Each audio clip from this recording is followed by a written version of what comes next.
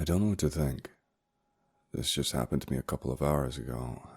And now that I'm calm, I'm on B because that's where I like to tell people my stories, okay?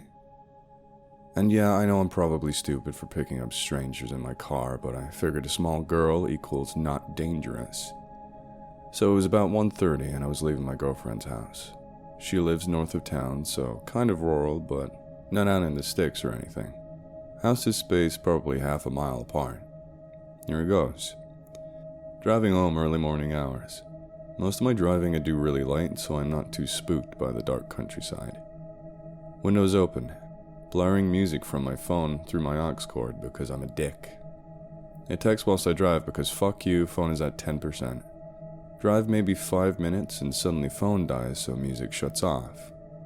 Look up and I see some movement in the road. Slam on brakes. Looks like animals in the road. 2 huge, and I mean huge, fucking dogs in the road tearing something apart. I mean, these dogs had to at least be 3.5 feet just standing on all fours.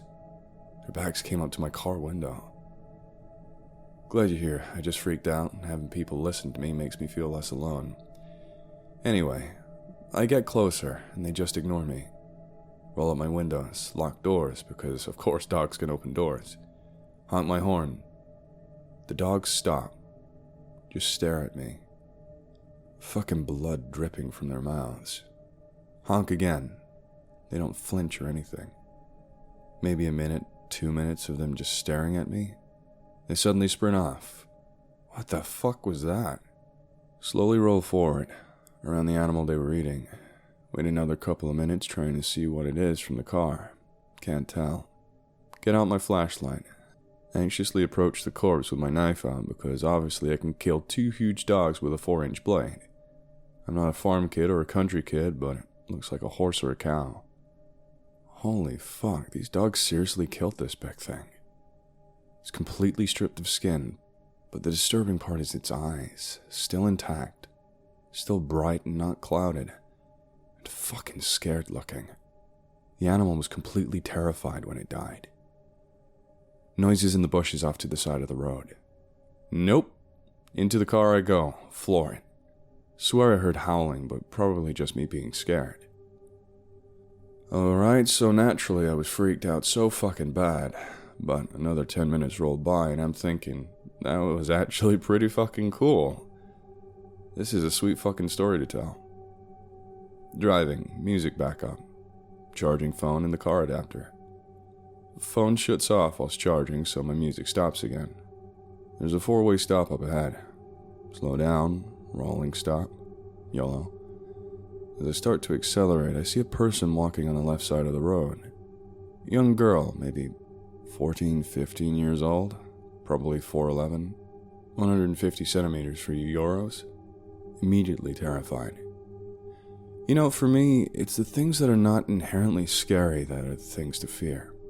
When my friends and I are out in the woods at night, I conjure up images of women in white dresses. Little kids running around in the dark. That's what's truly scary. Something that's just out of place. A young girl alone on a country road at almost 2 a.m. is pretty damn out of place. But then I think about the dogs. And fuck, I hate myself for this, but I thought, can't leave her alone. Roll down the window 4 inches and say, "Hey, you okay?" She turns and looks at me and just shakes her head. No. Dark brown hair, long down to her elbows. She was wearing kind of baggy clothes, dark gray pants and a black shirt but no shoes. Hey, it's okay. What's your name? I'm so fucking skeeved out, I'm sweaty and shit. The girl walks up to my window, I can see tears running down her face. Fuck, hey, do you want to ride somewhere? Did someone hurt you? Fucking just shakes her head. Yes. She walks around to my passenger door. Just keeps crying. She's just staring straight ahead, not looking at anything. Silence, silence, fucking silence. So, is there somewhere you need to go? Friend? Parents or something? No response. Should I call the police? No. She said it so adamantly, and turned and stared right into me. Holy fuck, okay. Her voice was really mature sounding and actually pretty cute. As far as looks, she was probably a 7 or 8 out of 10, if it wasn't for the youngness and scary circumstances. So we drive another couple of miles. I keep asking inane questions. She starts to answer in ways other than moving her head around. Name? Garvey? Never heard it before. Age? 16. That was a bit off. Reason for tears? Wouldn't say exactly, but someone hurt her arms. She showed me some gnarly bruises. Handprints and shit. Where she lived? Down the road. Thanks, alright. Where to take her? Just into town, please. Interests? Riding horses in competitions. Okay, everything's getting pretty chill. Show her some of my sweet tunes. She smiles a bit for the first time in the car ride. Her talking about horses makes me think about earlier, so I decided to ask her what she thinks about the dogs. When I tell her about the dog, she yelps. I react by slamming on the brakes. We stopped in the middle of the country road. A copse of trees is on either side, so it's really dark. She is blank fucking white, staring at me. Where did you see them? She's practically yelling. Hey, it's okay, what's the matter? I can't let them get far. What do you mean? This girl is frantic. She's trying to get out and I grab her arm, forgetting the bruises. Don't fucking touch me! She screams and I realize I grabbed her. Like I was just trying to help this girl out and I realized I shouldn't have grabbed her arm, but when she screamed at me, she had more anger in her eyes than I have ever seen before. And yeah, she was a small girl, but I was more afraid of her than when I got mugged a year ago. She opens the door, gets out, and I notice she has bloodstains all over her. I thought it was just a design before. She helps again, stares at me, and sprints off into the trees so fucking fast. I'm in shock, just totally confused and terrified. Howling. Nope, this girl's gonna die and I'm okay with that. Floor it. Get home, lock doors. I live with my stepbro and he isn't here for some reason. All alone. Yeah, so basically I'm sitting here in the living room freaking out about every little fucking noise outside. They were scratching at the door earlier, but it was just my cat. Okay, so now the scratching's back. Not sure what to do considering the cat's on my lap. The micro USB in my car is fucked and only charges if you have the cord in, so it kept falling out. I live in Illinois. I said she said her name was Garvey, but I don't know how to spell it. Okay, there's growling and rumbling or something, but it's not storming, so... Taking pics? My door has bars, so I should be good, but fuck. Okay, there's a dog on my porch. It's just some fucking dog, though. It isn't the same ones. But it's scratching and trying to get in. It's freaking me the fuck out, though. Can I legally shoot it? Sorry, camera phone, I'll try another, but it's just sitting there. It isn't scratching or growling anymore, just patiently waiting, and that's worse for my mental health than it making noises, jeez. OP, what street were you on when Garvey ran? It's like country road something, but it turns into Makanda. Here's a cool story from Zimbabwe, OP. Hwange National Park, Zimbabwe, 2019. A father and son were on their way to Bulawayo late at night. The son was driving and they were traveling from a house project that their father had just secured a contract to survey the land. Naturally, they were excited for the project, so the two were in extremely high spirits. But suddenly there was a loud pop, and the car swerved to the side of the road. It was blown out entirely. Luckily, the father and son were unharmed, and the car wasn't too badly damaged. However, they now found themselves needing to change the tire in the middle of nowhere. They set about changing the tire, their high spirits now replaced by a nervous feeling. The place seemed unnaturally silent. They had left the headlights of the car on to provide a bit of light, and they began to notice shadows moving around them and around the car. From the shadows, they heard deep growls. The father kept his cool for his son's sake, but he was clearly disturbed. "Just keep working on changing that tire," he said as he frantically attempted to finish. They managed to finish, and the father and the son hurried away into the car. That's when they saw 4 pairs of golden yellow eyes just at the edge of the darkness. The sun hit the accelerator and the car took off, but to their horror, the eyes started following them, matching their speed. Then one of the creatures outpaced the car, revealing something they could not believe. Although the creature ran on all 4 legs, like a coyote or a wolf, it moved nothing like they'd seen. And although its head was that of a wild dog with large fangs, the beast was built like a lean, fit basketball player with well-defined muscles. They realized that in that instant they were being hunted. The son floored it, praying he could lose those strange dogs. As they passed the one creature which had been running ahead of them, the 2 watched in horror as it suddenly stood fluidly, revealing its full height. It was easily 7 feet, with hands like claws, and it reached out towards the car, but luckily the car was too fast. As soon as they knew they were somewhat safe, the father broke down and cried from a mixture of relief and shock. Jackal man, alright, I have a story for you. Something that happened to me a real long time ago. One night when I was 2, 1987, I kept waking up and crying and screaming, and my parents came in and asked me what was wrong. I told them that I saw a monster outside my bedroom window, and when they asked me what it looked like, I grabbed my Jackalman action figure from Thundercats and showed them. They don't think too much of it at that point, and once I calmed down, I fell back asleep. Later that night, our dog started acting strange. His name was Sinbad, and he was a shepherd mix, huge, and never been afraid of anything. But that night, he kept whimpering and hiding his tail between his legs. It made my parents and my uncle who was visiting feel pretty uncomfortable, especially after what I said I'd seen. Sometime after midnight, my mom was in the bathroom when she heard deep, heavy breathing outside the window. Except the window in the bathroom was very small and about 7 feet above the ground. She yelled to my dad and uncle, and they ran outside and around the house to where the bathroom window was. To this day, they both swear that this is true, and neither of them are really believers in the paranormal. They claim they both saw a massive man between 7 and 8 feet tall. But since it was dark, they couldn't see any real details.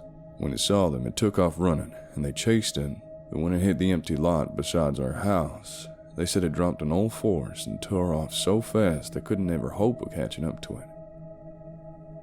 I just wanted to add that I live in Michigan, and we have a legend about the Dogman here that says it comes about every 7th year of every decade, so that always, to me, made this happening even crazier. My encounter took place many years ago. I never had the faintest explanation for it until a couple months ago when I randomly stumbled across Dogman on the internet. I was in my early 20s, working swing shifts at the time and commuting 100 miles each way. So it was usually around 2 a.m. in the morning when I got home. I saw the monster, as I called it, on the northernmost section of Trunk Road at the Matanuska Valley in Alaska. This area is almost smack in between the towns of Palmer and Wasilla. I was only about 10 miles from home at that point, so it must have been around 2 a.m. Trunk Road is a narrow 2-lane road consisting of nothing but twists and turns.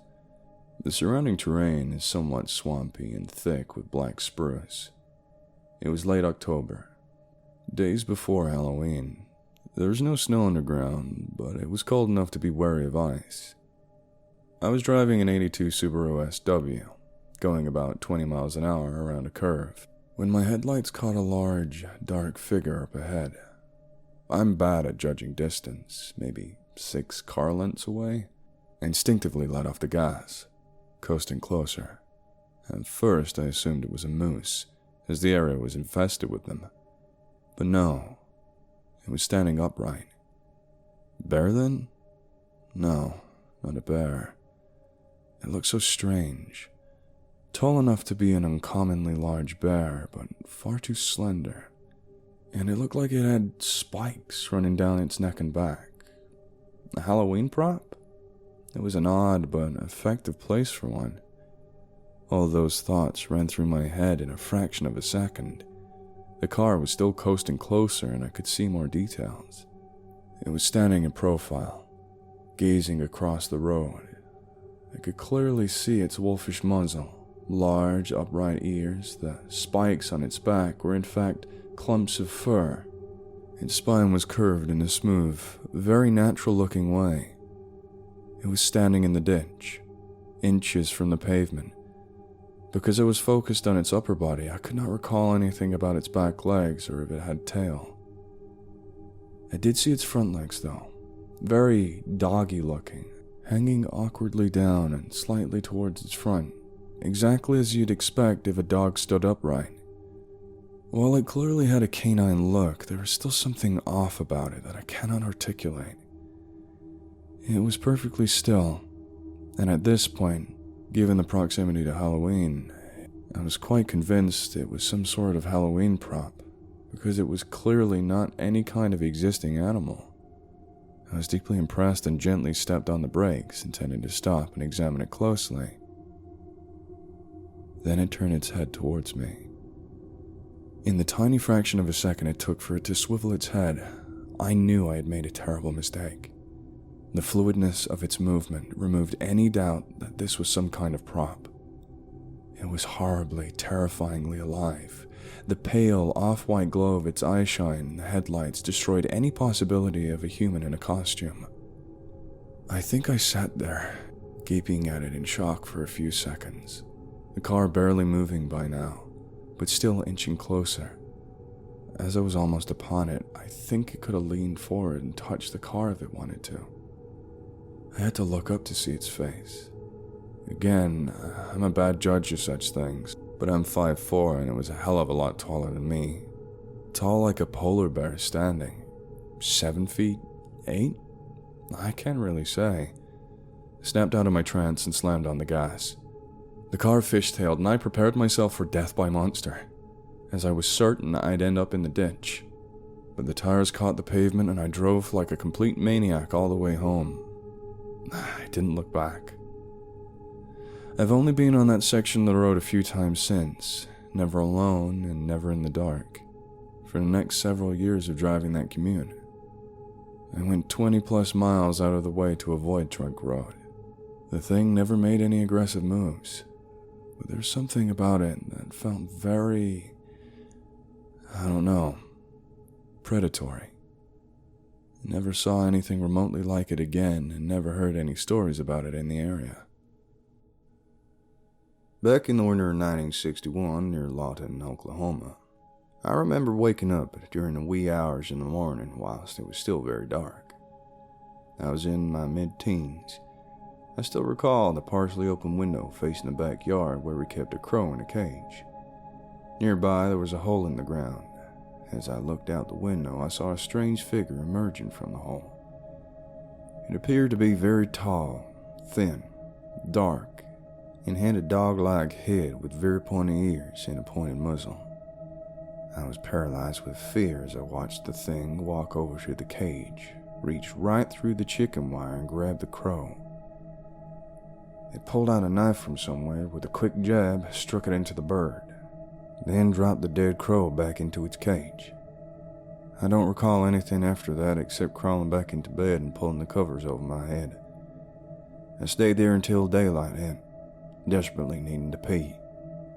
Once it was light, I ran for the front door of the house and awakened my parents, telling them something had killed the crow and I had seen it.